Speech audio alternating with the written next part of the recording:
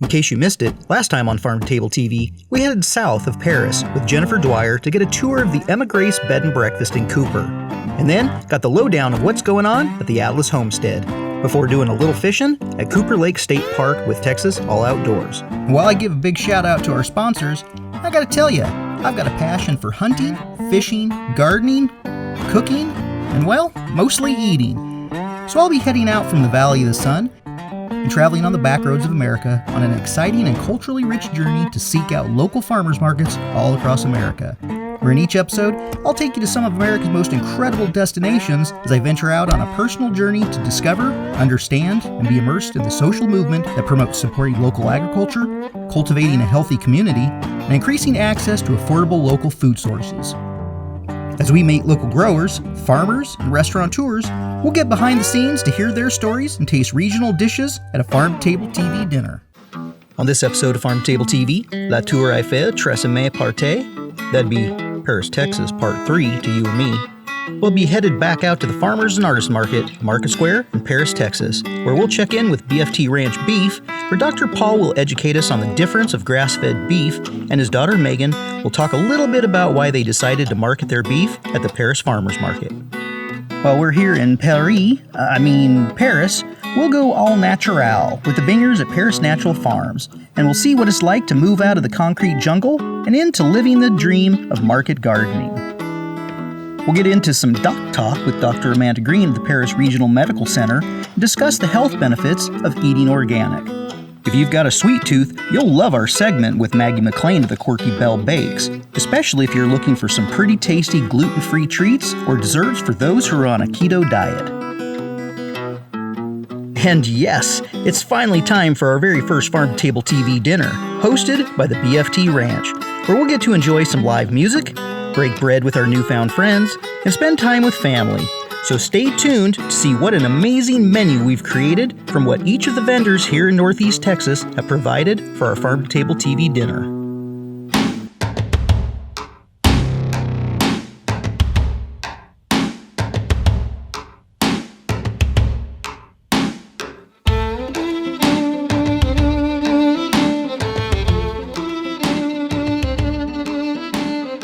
Tell me a little bit about the hospital and kind of what you guys do as far as like nutrition. Yeah, overall, Paris Regional Medical Center, it's a hospital that while our county is about 50,000 people, we care for probably 100,000 people in this general area. Our region is very rural, and there's, in terms of socioeconomic, we have a lot of people in poverty. So regardless of your socioeconomic status, in the hospital, everyone is treated and evaluated for nutritional status, and they're provided with the best nutrition possible for serving that many people per day. The hospital also helps serve the community. They sponsor the free Thanksgiving meal that's every Thanksgiving at the farmers market. So it's a free meal that anyone can participate in. They also give every team member a turkey or a ham for their holiday gift, and we have several of those that we also donate. I believe it was 80 to 100 to our food pantry this year. We're big sponsors of the United Way, which of course has the food pantry wrapped up as a partner agency, and also give directly to the food pantry. So there's a lot of different ways through both individual, when we've taken care of people as patients here, but also trying to serve our community and help with people needing access to good food. Do you guys get involved in any kind of programs or help out in the community for education and, diet and exercise and, kind of try and help people live that kind of lifestyle? We have wonderful nutritionists and dietitians, and they have gone out and given several educational spots to different groups, Rotary and things like that. We also have a community garden, which we haven't had as much programming during COVID, but it is a place where anyone can adopt a plot. You just reach out to us, and we're happy to have you adopt a plot. And then our food service team was going to talk about how to take that food grown and how to cook it and how to prepare it in delicious ways. Yeah, I think that's really important to understand how to cook the food and prepare it in a way that it's going to retain its nutritional value. And how to make it taste good. And I think when people have grown up on a very southern palate, it is sometimes you can't turn a switch and switch all of a sudden, I don't think, to this very natural, healthy way of cooking. But when I talk to patients, if you just kind of do one thing at a time, Maybe try adding fresh fruits and vegetables instead of something else, or just changing your pasta over, taking your white pasta and switching it over to whole wheat or chickpea pasta, just baby steps, and trying to shop on the outside part of the grocery store or going to a farmer's market rather than getting the processed food. Just replacing one thing at a time, adding quinoa in instead of their rice, or trying the cauliflower rice. And there's different things you can do to have a healthier diet overall, but it's not going to work all at once. Take the things you already know you like and substitute one piece at a time. Stay tuned. We're going to be heading back out to the farmers market. We'll learn a little bit more of what they have going on down there. I know they're involved in the community quite a bit with the things that they do as well. And so we'll be back down there and talk a little bit more to them. But again, I appreciate your time. Thank you. Enjoyed it.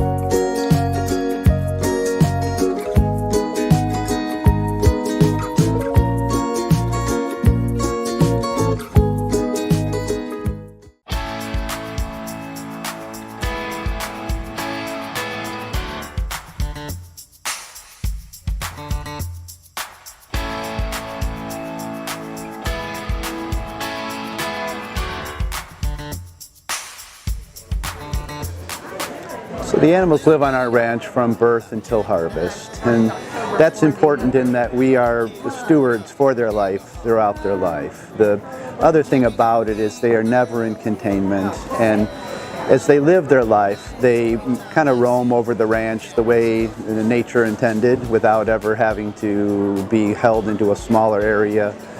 They eat only grass throughout their life, and it takes about 3 years to get them ready for harvest. That is a big difference from what you might experience at the store or in other places you might access beef. To know the animal's never been exposed to any chemicals, no pesticides or herbicides, no antibiotics, no hormones, just grass and time. The beef is very lean. You're going to see closer to a lean count versus the fat. When you're cooking the ground beef, it doesn't cook down as much because there isn't as high of a fat content. It naturally has a higher nutrient density, which makes you more full on less meat. So, you know, my wife Jenny is the primary rancher and the one most responsible for the grass farming and the health of the animals as they live their life. And what we always say is it's Megan and my job to turn her hard work into income. Being able to sell at market has created a great customer base, word of mouth, but it's also creating a relationship with them where they can call us to make an order. They can go to the website and make an order. They can tell relatives to go to bftranchbeef.com and make their own order. The other aspect of that, so establishing a local presence, being able to sell within this market, but you know, toward the northeast part of Dallas, all within 60-80 miles of our ranch, further honors the animal, that the animal was raised in this land, the animal lived its whole life on a ranch, that never further away from where we're standing than the day he gets harvested. And to be able to bring that back, and the market has been awesome for us, just expanding our local footprint. It's a great time too to sell at line item, as we typically sell boxes of beef that have that mix of ground beef, your standard cuts, and your premiums. And what's perfect is that we are able to talk with every customer we have and allow them to choose those. Choose your premium, choose your cuts. And that's what we try to do here every week as well. Bring an assortment of cuts, bring premiums, bring standard cuts, and allow them to kind of pick and choose. Buying at a farmer's market, buying from the person that you know is the one that was responsible for the life of these animals, by buying from a rancher directly, when you can see their processes, you are welcomed to their ranch to see it if you would so like. and then to be able to talk with them and understand how they do things and how the animals live is, to my mind, peace of mind. It is a much nicer way to know you're eating beef that is of a standard that it has always been before we started a lot of our processes here in America. It is how beef is in a lot of other countries as well.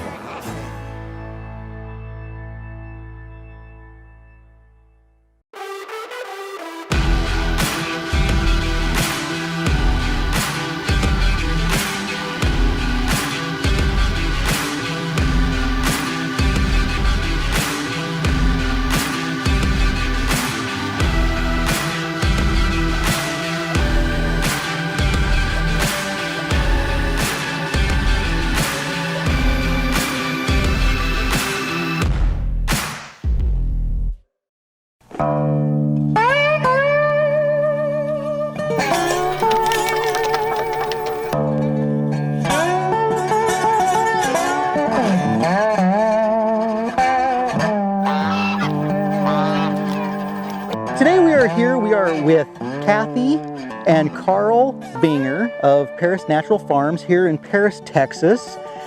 So thank you for having me out to your farm here. Yes. Thank you very much for being here. Tell me a little about, how did you end up here in Pairee, Texas?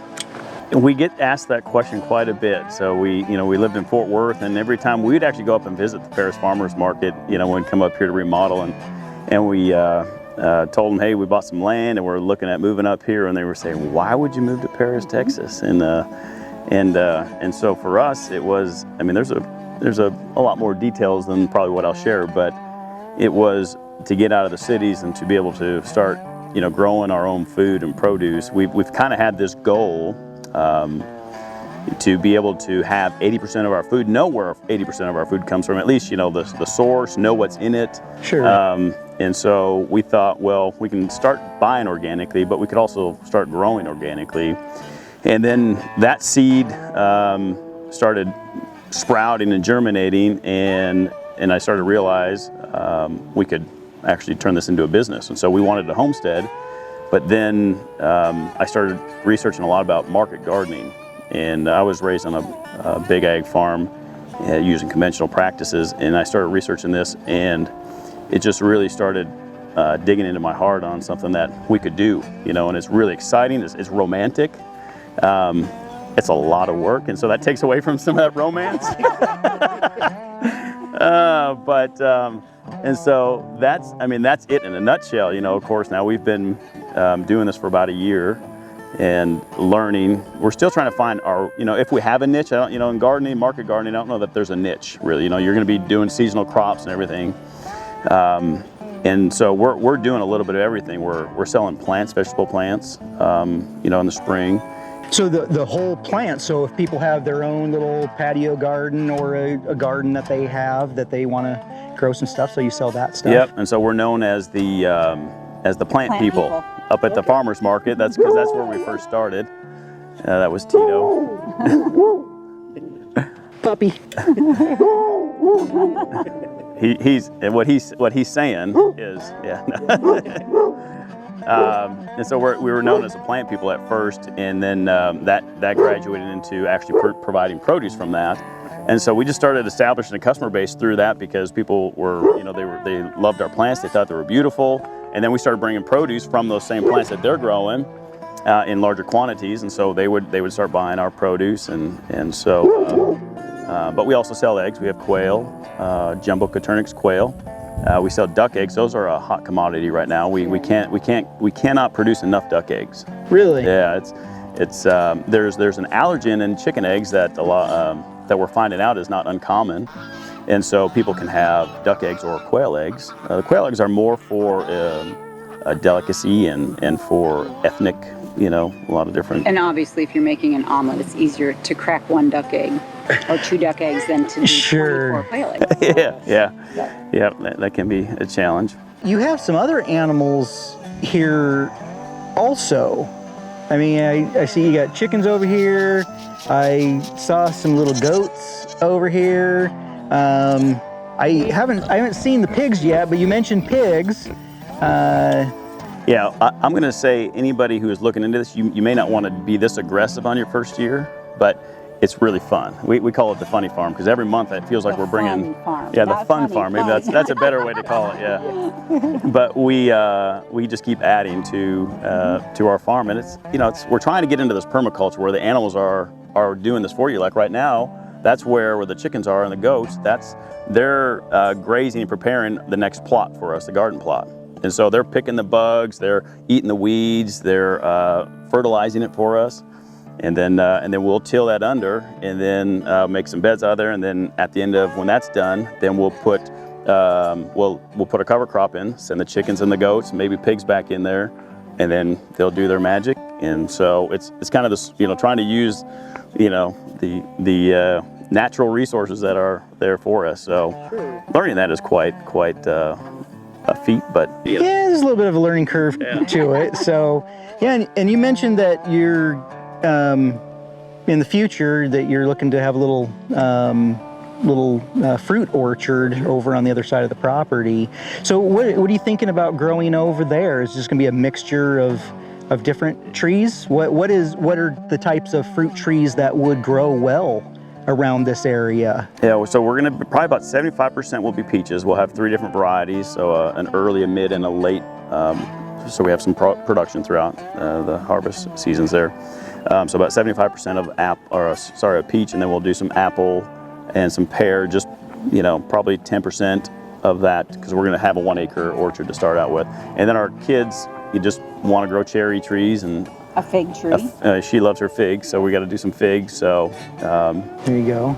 But so those smaller trees like the peaches or the cherries and the figs will be more for probably personal consumption. But but we'll see. So that'll be a completely new adventure because every time we plant a fruit tree, we move. And so we're a little scared to put a fruit tree out there because that has been their last 2 stories. Like a for sale sign. You put it up. Yeah, so it's kind of been our running joke. It's like as soon as we put those trees in the ground, next year we're going to be selling. So but unlikely right now. Right. Yeah, so. Well, I mean, it looks like as much work as you guys are putting into this place, you wouldn't want to do all the work and then not be able to get the fruits of your labor, literally. Yeah, no pun intended on that. Yeah. So now, what all kinds of produce do you guys grow? So we grow we're in a hardy zone of 7, and so that gives us lots of options. We can actually grow year-round here. What and where, meaning, what we can put in the ground and where we put it, if it's outside or in the greenhouse. A lot of that determines. So the greenhouse gives us a lot of ability to extend our growing season and to start it earlier even. We're trying to do crops that are intensive and can be flipped quick. So carrots, when we can do those in the spring and fall. Lettuces, we try to do that. We want to try to do that year round, but it's next to impossible here in the summer at least. Our root vegetables, probably should just maybe go in categories. So our root vegetables are carrots, potatoes, sweet potatoes, rutabagas and turnips. We're starting those, and some beets. And then on the lettuces, we are trying the Salanovas and just some typical better heads and some romaines. Lots of peppers. Peppers are really prolific we have habanero, jalapeno, Tabasco, your sweet bell peppers. Okra, of course, is like the Texas wonder. Oh, sure, of course, yeah. Okra anywhere. A lot of legumes, the beans, peas. I love sugar snap peas and the corn. I mean, like if I had to pick 2 crops, or maybe 3, lettuce, peas, and corn. And she always makes fun of me. Corn is from what's secondhand line? Corn.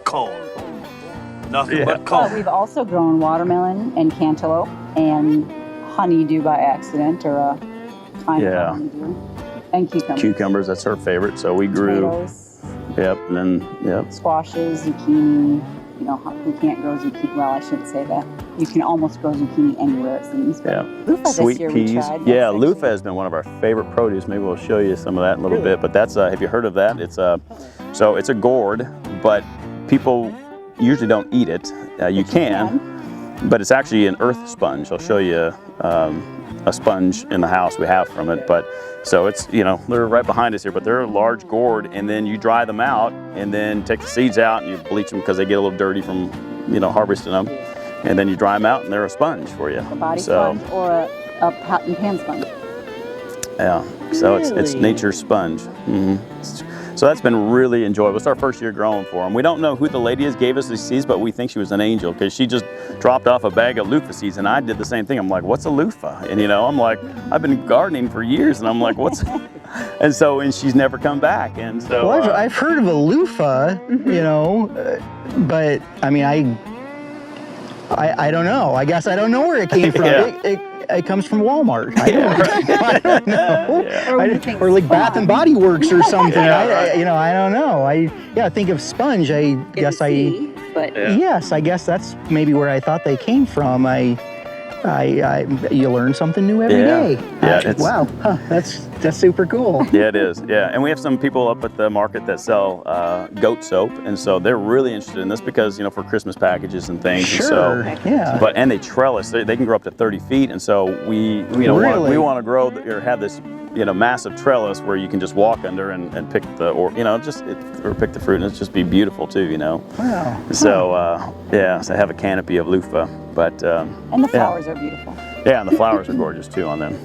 Now you have some kids, and I know we kind of talked about it a little bit that in the beginning it was kind of like this was, you know, the property. Yes, this was the land. So, oh no, we're going to the land this week. The land. Yeah, very negative. You know, you have to say it with the land, ugh, or meh, or whatever emoji facial expression they'd give us. Yeah, it's kind of funny to share a story. So our oldest, 15, we moved him out of the country into the cities when he was 8, I think, and he was furious. He's like, I'm not moving. It's the most proudest moment of my life right here, I'm telling you. He says, I'm not moving to the cities, Dad. They ain't gonna let me shoot my BB gun or pee outside. And I was like, I gave him almost like, son, you have no idea. That's my boy. Yeah. Now, 7 years later, or 6 years later, we said we're moving back out to the country. It was a lot of work, you can't Obviously, they can't envision what it was today. But if you would ask them today now, I don't think any of them would trade going back. It sounds like, you know, now they're kind of starting to enjoy it and take root. Yeah. You know, how's your experience been, you know, selling at the market? What's it like? I'll let you answer that. All right. It has been awesome. I mean, it's actually our time. So the kids stay home and it's our kind of a date morning, I guess. You know, it's you guys go out, have your date morning, and they stay home and do all the chores, right? That's right. We get Liza's coffee in the morning and get us fired up. And so, you know, when there's a lot of produce, we want to pick the latest possible without, you know, like we've gone to bed at midnight, 1 o'clock before because we just wanted to harvest and pick, so it's the freshest for Saturday mornings. Still some people that come to the farmer's market trying to get a deal, you know, like we say, well, you know, we just picked these tomatoes not even 12 hours ago, and you know, there's, you know, so some of them are $2.50, $3 a pound, you know, and you know, you'll get the comment that I can get that cheaper at Walmart. I'm like, you know. I had a gal come up to me last week, and she was 14 years old, and she is pumped about getting some quail. So she's got chickens, but she was very excited about getting quail. So that's awesome to see the younger generations being interested. There's a movement, you know, people want to know where the food's coming from. Has it been sprayed? You know, are you putting any pesticides or herbicides on it? And they're starting to care about the earth too, you know, the whole sustainability, like agriculture, the big conventional. I'm not dissing that in any way or intentionally trying to do that because I was raised on one of those conventional farms, but it's not sustainable, you know, in the long run. And so people are starting to have that awareness. And as we were chatting about earlier, it's the whole experience. Like if you know that person grew that produce, that tomato, 5 miles from your house, picked it last night, and brought it to you to meet you here and have a conversation about it, you know, I mean, that tomato tastes 100 times better just with the story and the connection you had with that person.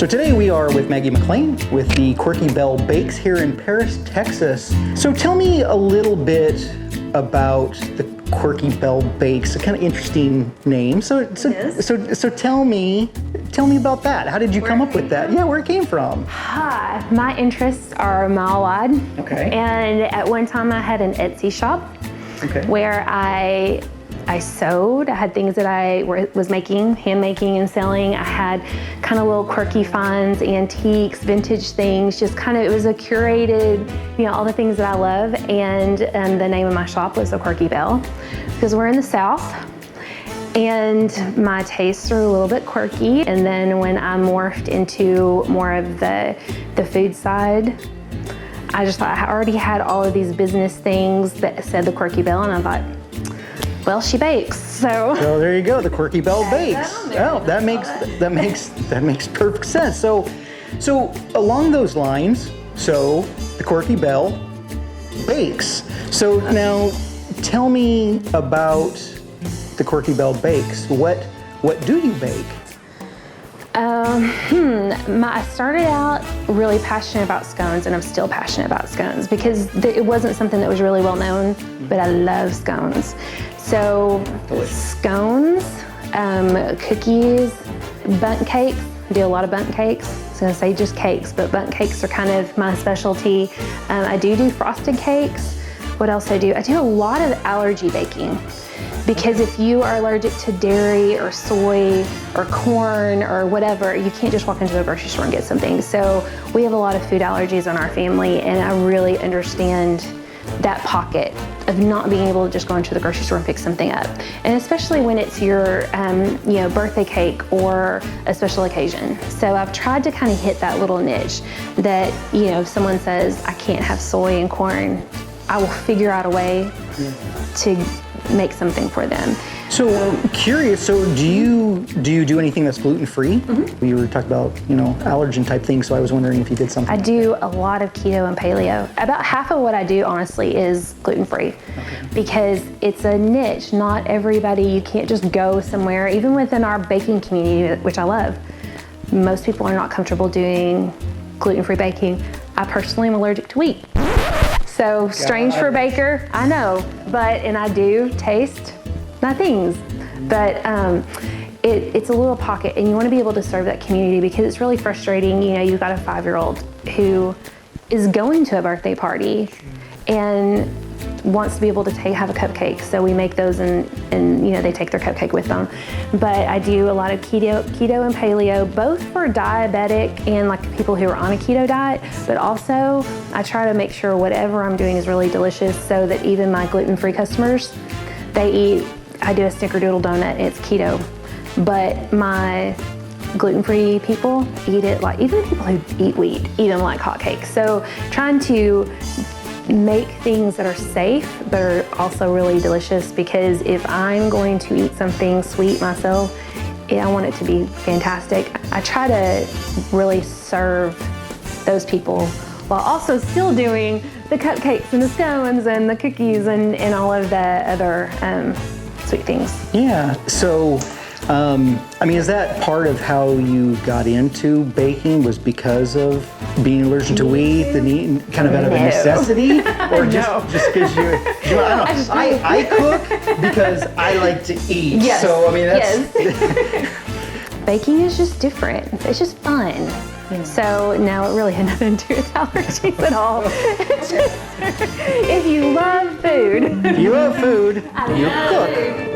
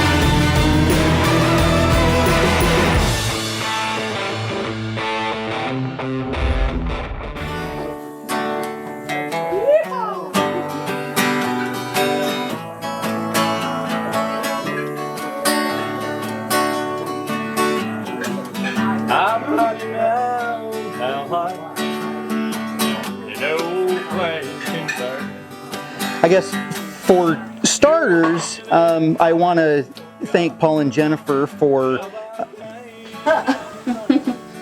Yes, you. Oh, yes, you can come on up here too. Jennifer's the ranch boss. Come on. Okay, so I just want to thank Paul and Jennifer. As most of you know, this is my wife's cousin, so we're family. I want to, just thank them for allowing us to host this farm-to-table dinner here. And it's a lot. They've put a lot of work into this, and honestly, without them, this would be extremely difficult to do. And Justin over there, dude, like you're helping make this happen. I really appreciate what he's done too. So they have helped it, not only this place to be here to do this and all the work they're putting into it, but they've helped sponsor this with the BFT Ranch as well as the Emma Grace.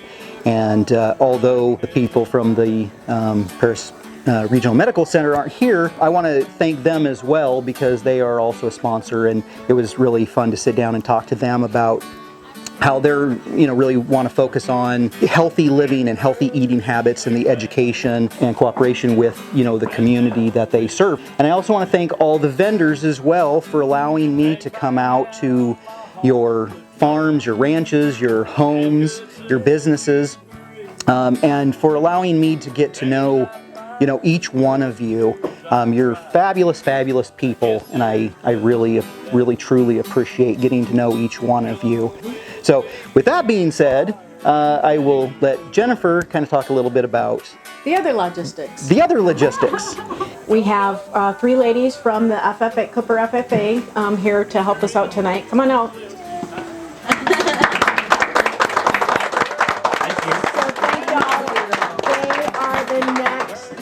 From what we're all doing, so they're going to be the next producers. So if you have a chance to visit with them, each one show a different type of animal, so get to know them, visit with them a little bit. They're going to be clearing plates, and if you need something else, just feel free to ask them. Would y'all just introduce yourselves real quick, your names and what you show? Oh, my name is Taryn and I show horses. I'm Sierra, I show sheep. I'm Lanny and I show rabbits and chickens. So, and we're eating rabbits tonight. Yes. Right? So, all sorts of different wonderful meats and what's prepared. So, I'd like to start tonight. We've got a tomato bruschetta that is covered with some balsamic vinegar that you brought. Yeah, that we brought some of our stuff that we have, and some wonderful colored tomatoes that are on the grape tomatoes and stuff. Yep. And next to that is a crostini with roasted chicken from Chicken salad. Chicken salad from Cook's Farms. So thank you so much. And so this is a culmination of all of our hard work together. So we salute y'all for being here and thank you for your donations of food and time. That's so super important. And then our entertainment tonight is Jimmy Long. He's here. He does old country and old rock and roll, and he's one of my neighbors. Another producer that feeds the soul. So. That was lovely. Hey, thanks. You just come up with that off the cuff? Off the cuff. The name of our business is Rolling with the Food Snob, and so I'm a little snobby about food and quality, and we make rolls. And so the rolls that we brought, and the bread that we brought tonight, we did a buttery yeast roll, a garlic parmesan roll, and then we also did some garlic cheddar biscuits. You're enjoying now butternut squash soup with a creme fraiche and chives. Carl and Kathy Binger, we're from Paris Natural Farms. Tonight we have brought some vegetables, some sweet corn that's being brought out. Right here as we speak. We cook Farm and Ranch from Savoy, Texas, and we do the pasture-raised pork and pasture-raised chicken.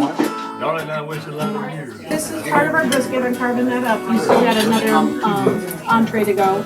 But so I smoked this to the temperature of 205. Our briskets are going to be smaller than what you find in the grocery store. Ours usually go from 5 to 6 pounds, and that's because we have more medium frame animals. They use less grasses, so we can have a few more. We can carry a few more animals on our property that we have. But so smaller frame. You can see the smoke ring when folks talk about smoke rings. This is the smoke ring. So the peak through there is what the meat is absorbed through smoking. So nice. Very nice.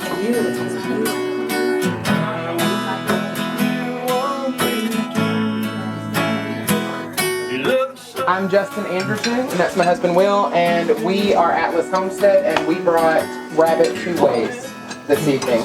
So I have a roasted rabbit with herbs of Provence and roasted root vegetables. There's some potato and some carrot that go with that.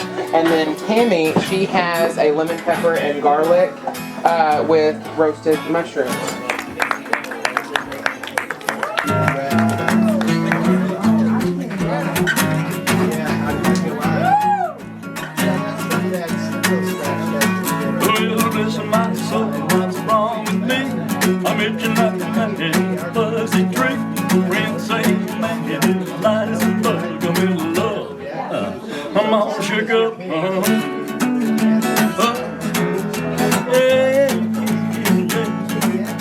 Okay, so we're gonna bring out desserts and coffee. We have some of the licensed coffee that I think it's the Tanzania. So since we're talking about desserts, I would like to have Maggie talk a little bit about these absolutely amazing. Sorry, I was in here like, oh, I gotta stop recording, you know. So anyway, yeah. Yep. Stand up. Stand up. Yes. Plain. I have the Corquito baked. We brought 2 cakes, a Main Street chocolate, which is my signature chocolate cake, and it is chocolate overload, and a Bailey's caramel pound cake.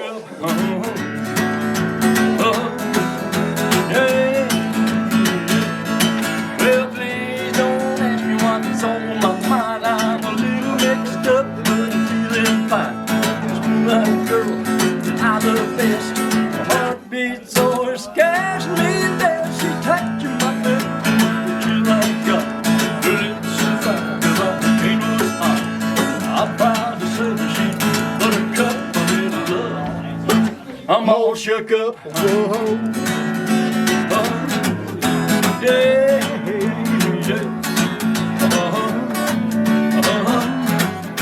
Yeah, yeah. Shook up. Thank you very much. We all love to make those dishes that make people happy. Tonight we're making some bacon wrapped green beans. Putting this tenderloin on. I'm gonna roast these carrots. Barbecue beef brisket. This stuff's gonna be delicious. My kids are gonna freak out. Best dinner ever. Now it's the downtime and the fun time. I could go hang out with my family. Have a cocktail, relax by the pool. Absolutely perfect. Check out this beauty. Food brings people together. It's the one thing we all share all over the planet.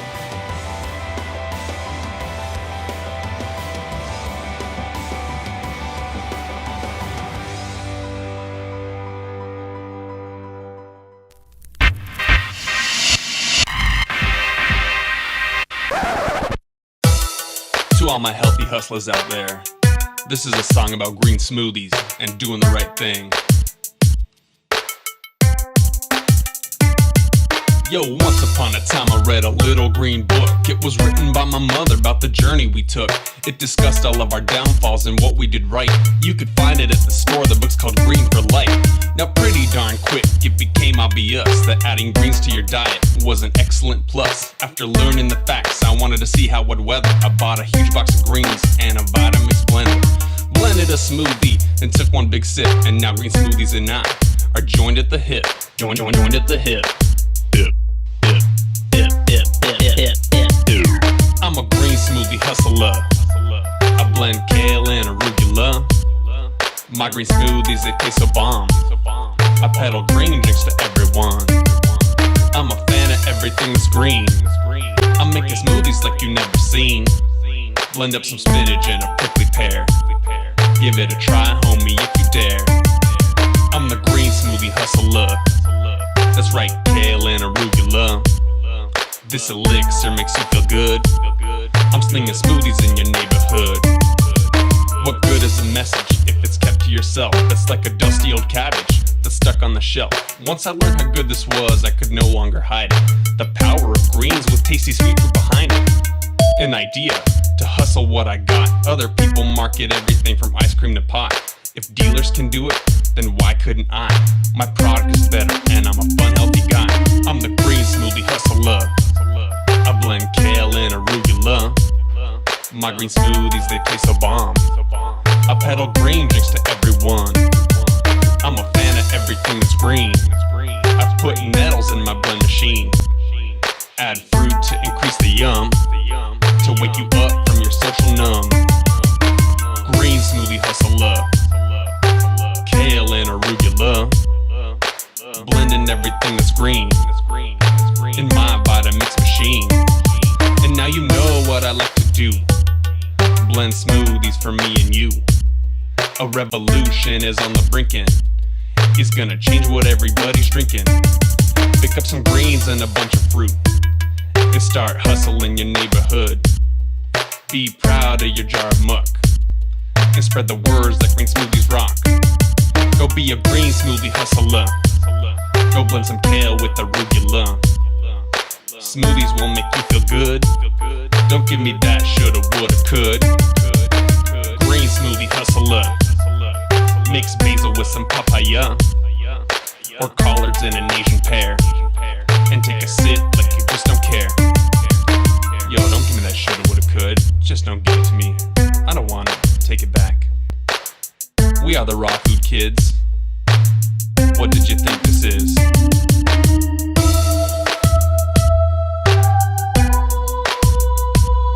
Go make yourself a smoothie. Right now, go home, do it. Hustle it to your friends.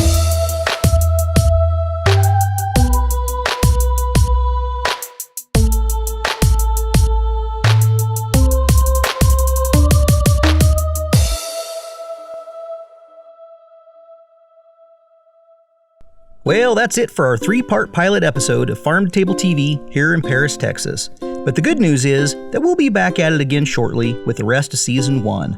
We'll be out traveling the back roads and visiting farmers markets all across the U.S., meeting hardworking Americans that regardless of a worldwide pandemic, they continue to strive to support their families by making, raising, or growing your food.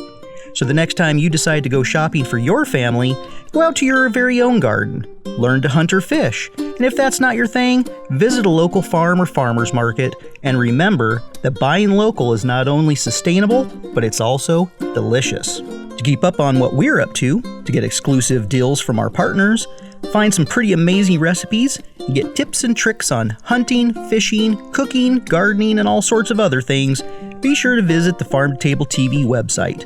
If you're a farm, farmer's market, or artisan that would like to be spotlighted on an upcoming episode of Farm2Table TV, or if you're interested in sponsorship to help keep the dream alive, be sure to visit farm2tabletv.com/be featured.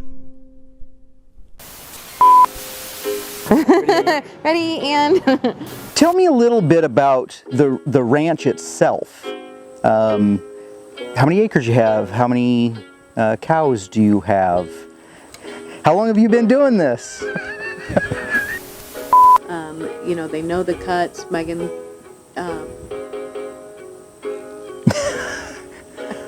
I hate it when you do that. He makes this little face when he knows that I'm going to flub up. He's got this little smirk, and he's like, she's going to freeze right now. Yep. I see it. It's coming. It's coming. All right. So we're just going to have, like I said, just a real general conversation. I'll ask you a few questions, and just feel free to chime in whenever you want. Okay. Yeah. Deal. Cool. Deal. So we are at the Atlas Homestead here in Cooper, Texas, and I am with Seriously. Atlas Homestead Take 2. Chickens are dual purpose. You know, we have a flock of turkeys here. A troop? Is it a troop of turkeys? I don't know. What do you call a herd? What do you call a herd of turkeys? A flock? Is it just a flock?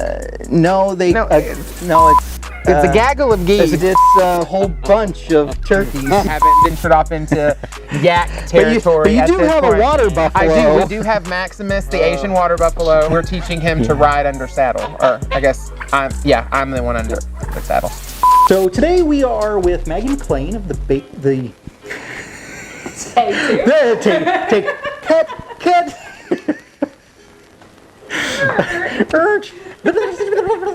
Rewind that and we'll start again. What's going on in the town if we have a brain fart? Edit. Many things to do around the county and surrounding areas. And hi. Okay.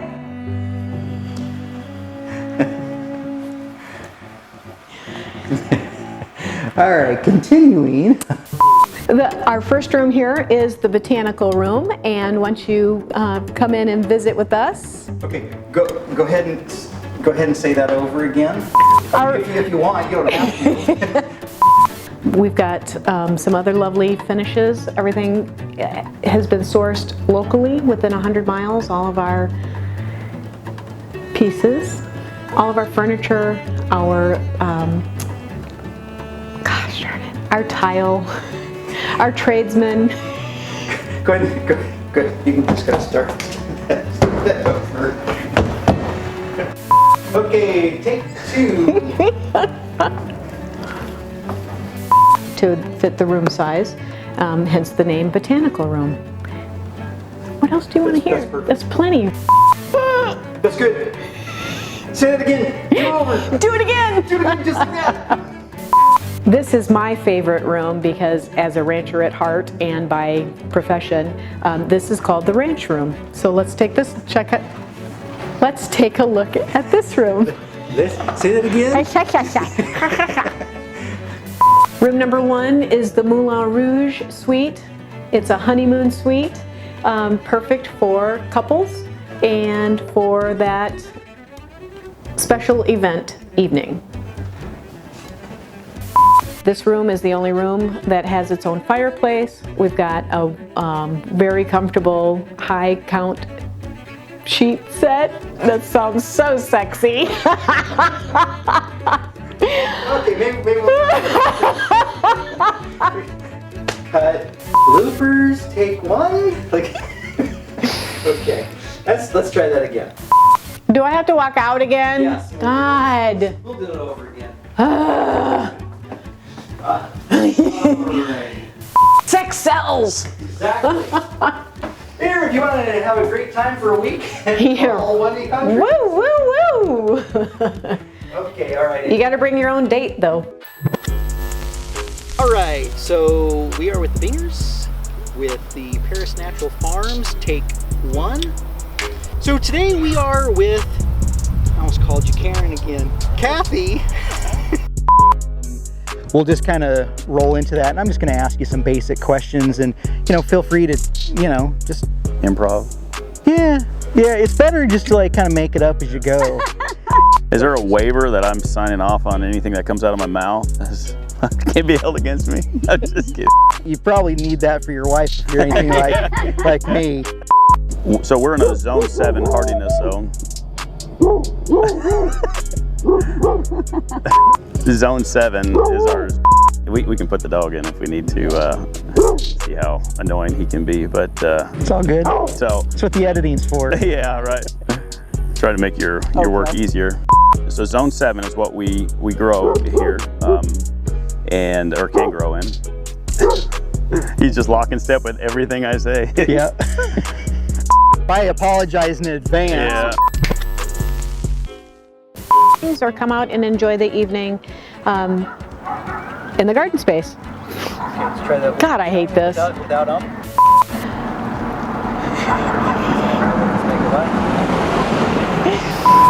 Where's my countdown? In 3, 2, 1, action. Or sit in the evenings and enjoy the cooler winter temperatures here in Texas. Okay, let's try this. You can cut that. You can edit it. Let's try that again. Right. You are a taskmaster. I hate this. I want you to come in and feel warm welcome and yes.